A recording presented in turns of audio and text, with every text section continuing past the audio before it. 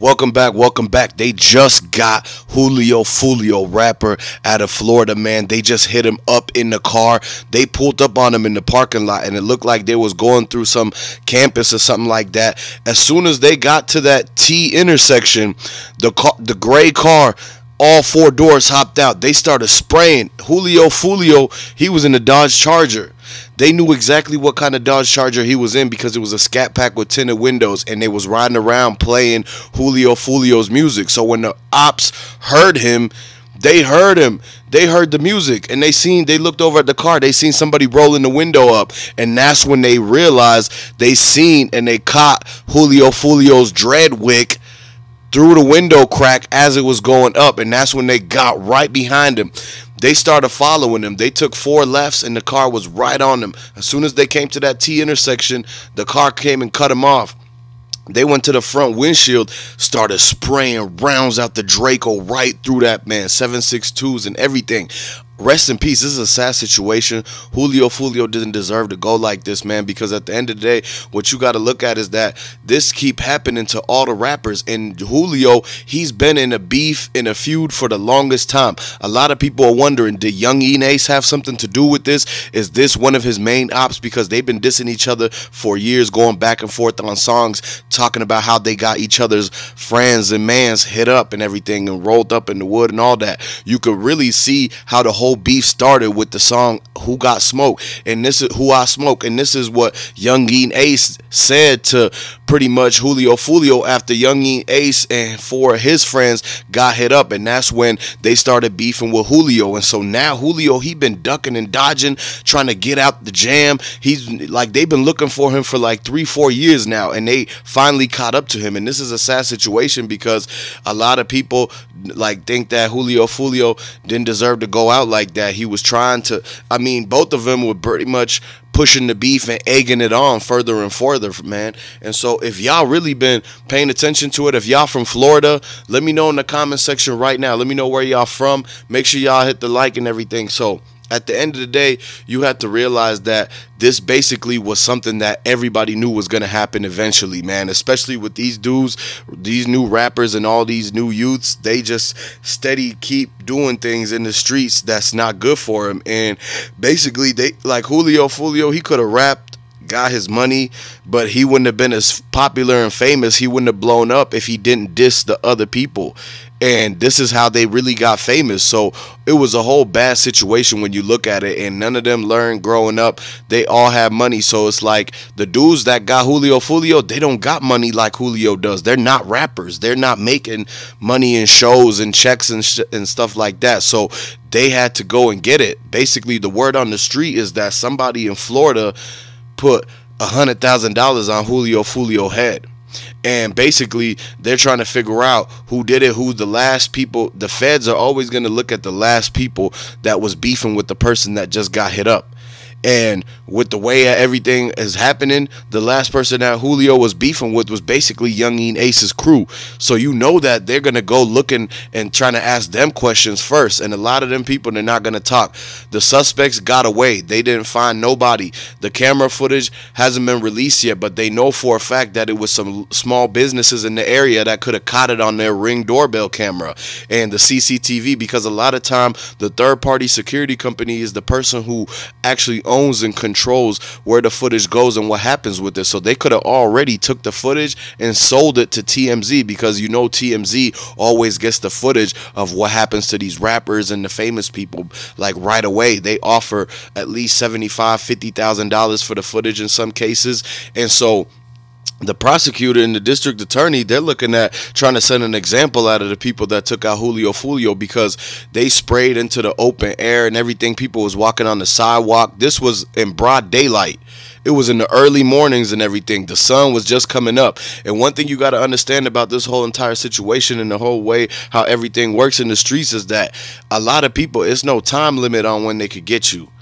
they gonna be up waiting all night until you start getting tired. If you've been partying and you've been out driving around and going here and there, and you got people with you and all that, by like 4 or 5 a.m. you're gonna be tired and ready to be on your way back to wherever they staying at, the Airbnb, the hotel, at the track, wherever it is, man. And so when they end up catching you on your way back to where you was about to finally put your head down and lay down for a little bit to get some rest, and they catch you on the way to that because it's 4 or 5 in the morning, and this is the same exact time the feds raid, is the same time that the ops be catching people lacking now, because they looking all night. They probably were following him the whole entire time, and a lot of people saying that he could have got set up. The people backdoored him who was sitting in his back seat, because they ran out the car right before the dude started spraying. They must have recognized the vehicle.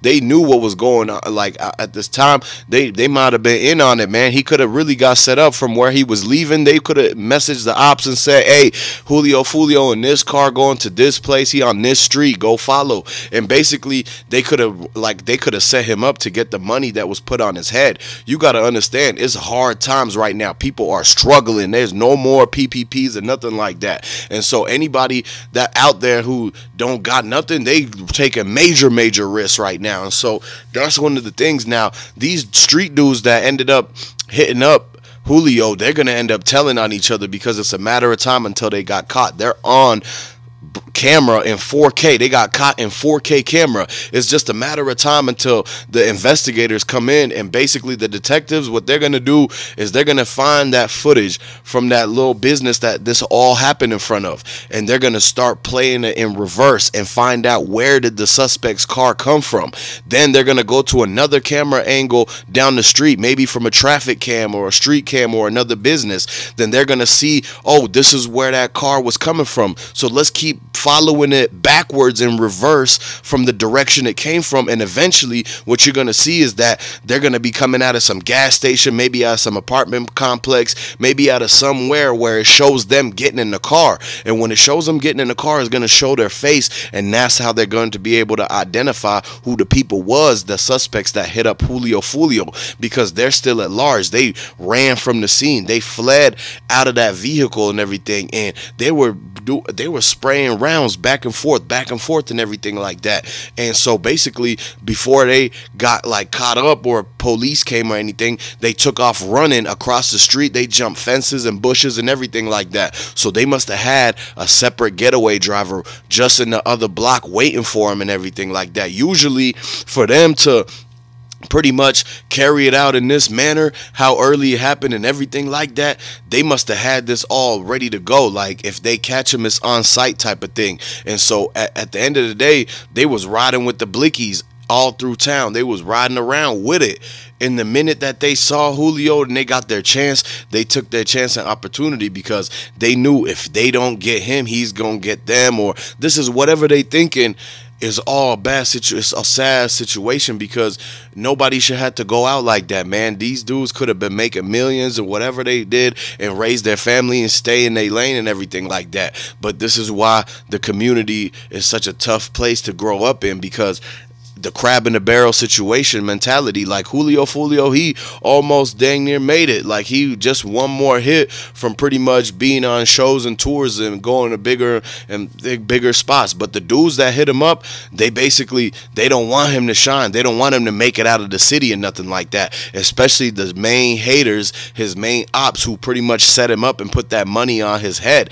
They don't want him to get any type of fame, clout, or nothing like that, because they remember that Julio Foolio and them was dissing their homies and everybody like that. They were dissing the family members. And so when they see each other, it's a different type of time, because it hit different when somebody was just dissing your whole entire family, put it on a record, that record and get spins on radio and mainstream and everything like that. Then all of a sudden you catch that person outside in traffic lacking, and they got the heater on them, and they know that they basically into it, and it's a feud, and this whole thing is a real street beef. It's a real beef when people have been dropped for this. People got dropped on both sides, so the beef is for real. And so when they seen Julio Foolio, they was not playing around. They didn't care who he was with. They did not care who saw it or nothing like that. All they knew in the back of their head is they remember that's how their homies went out when it was flip the script, when it was the other side, or when they switched roles, and it was the time for them to get back on them other people. Now it's get back on them, and this is a never-ending thing, and this is why everybody got to open their eyes and look at this for what it really is, because it's a revolving door situation, and these keep happening in the community, and we got to clean everything up. So let me know what y'all think about this whole entire ordeal. I'm gonna catch y'all later.